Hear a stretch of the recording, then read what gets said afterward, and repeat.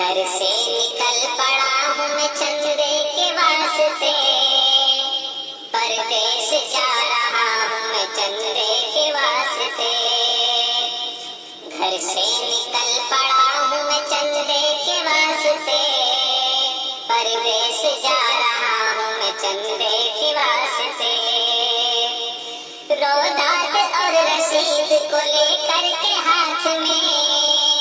روداد اور رسید کو لے کر کے ہاتھ میں، در در بھٹک رہا ہوں میں چندے کے واسطے، در در بھٹک رہا ہوں میں چندے کے واسطے، ہر سمت لوگ دیکھتے ہیں نیچی نظر سے، ہر سمت لوگ دیکھتے ہیں نیچی نظر سے،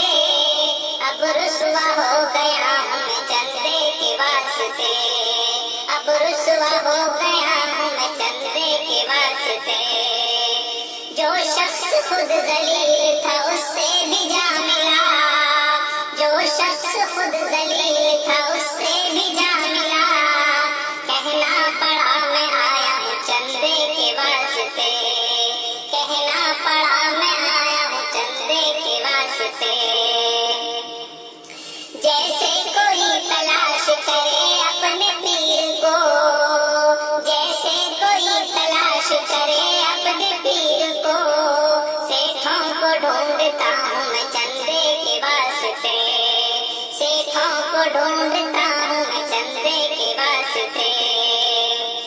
آیا نہیں ہوں ظالموں بھیجا گیا ہوں میں، آیا نہیں ہوں ظالموں بھیجا گیا ہوں میں،